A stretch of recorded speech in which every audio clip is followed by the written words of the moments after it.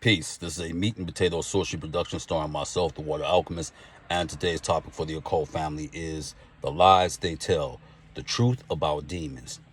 Many times when we are practicing magic or we're dabbling, we forget that there's always two sides to a story. We suspend this proven fact time and time again. And I would like to say that definitely pertains to demons because let's say you start working with demons and you start going into a conniption fit or you get sick. A lot of times you may get sick if you work with demons is because they're trying to drive toxins or things out of your body. And as far as the psychological aspect, one thing that demons know for a fact is that you will never be at your best if you don't have certain things taken away from you. Remember, the demon always will take the path of least resistance, not to hurt you, but to show you what you are really made out of. Now, some demons, granted, have a more gentler approach, like Astaroth. She's more gentle. But then you may have those demons or gods that have been relegated to demons, such as Thoth, which are going to push you. Because one thing about Thoth can come across as a perfectionist. So what Thoth will do is that he will have you do something over and over and over again until it becomes second nature. So if you think you're tired now, work with Thoth. Thoth will have you do something repeatedly until you can do this particular skill in your sleep. And when it comes to how they do things, don't think of it from your human perspective because demons have a sight that supersedes yours. So they're not going to put you in a position where you're going to lose your life. And that's one thing I really want to address is that demons will never put you in a position where you hurt yourself or you hurt someone. So when people say the devil made me do it, the demons made me do it, you have to understand something. Consider the source. I can give you the case of Richard Ramirez, the serial killer, who's now deceased. And he was talking about, I'm a Satanist and Lucifer told me to do this. Fact check that. Go on his records. He's had mental illness ever since he was a child. Same thing for David Berkowitz, the son of Sam, when he committed his killings. And he got his marching orders from a black Labrador named Harvey. He was diagnosed as a paranoid schizophrenic. And they wanted to suppress that information. And I can take it one step further. In 1979, the talking demonic dog, he said that he made that up.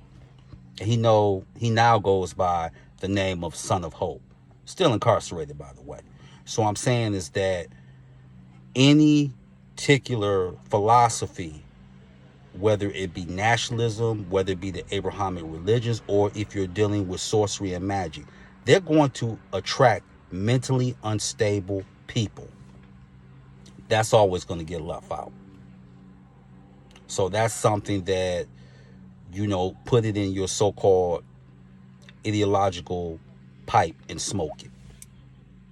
So when demons are trying to do something, they're not doing it to hurt you. I really want to beat this in people's head. They see the greatness in you. And don't make the mistake that I see so many people of, oh, well, why do they want to work with me? Why this? Why that? Let me use the human thing. Do you talk with that type of low self-esteem? Well, I don't know why such and such want to date me. Why does job want to hire me? Don't become a self-defeating prophecy. One thing about human beings, and let Mentor tell you this, and I know this for a fact, human beings are at their best when their back is up against the wall, period. If their back isn't up against the wall, they slack.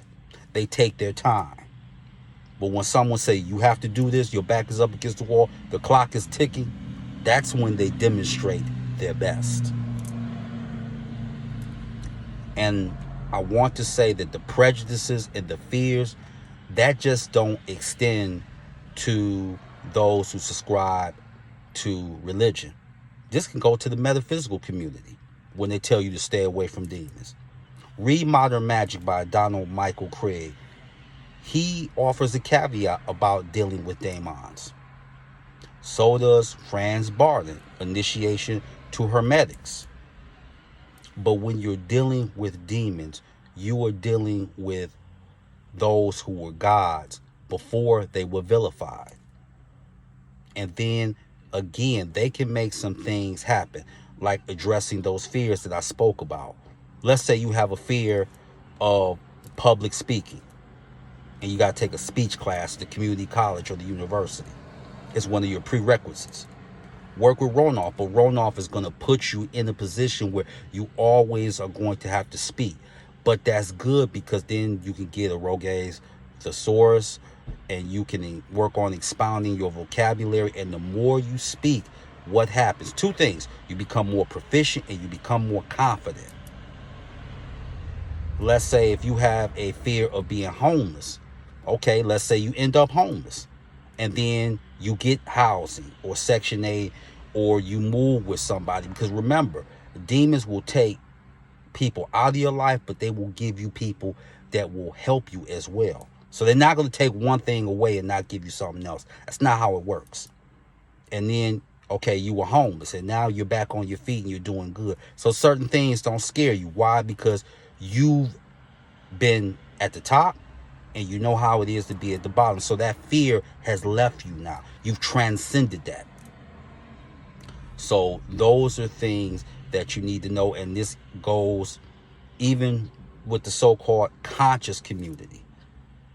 Now, the occult is gaining ground again, but there were people in the conscious community, even some today, oh, we don't deal with Lucifer.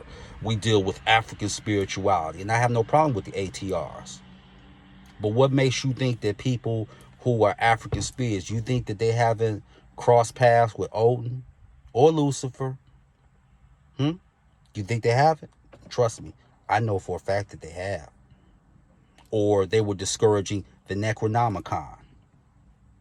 And I almost got scholastically stalled. He talks about Lucifer and this, that, and the other. He doesn't know anything about Anubis or Thoth and all that.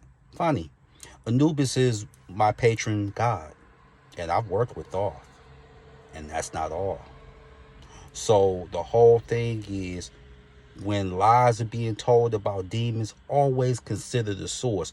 And remember this, no matter how much empirical data you produce or you give them questions, remember, human beings are creatures of habit and they will always subscribe to denialism. So with that, that is your meat and potato sorcery for the day. I am the Water Alchemist. Be water, my friends. Peace.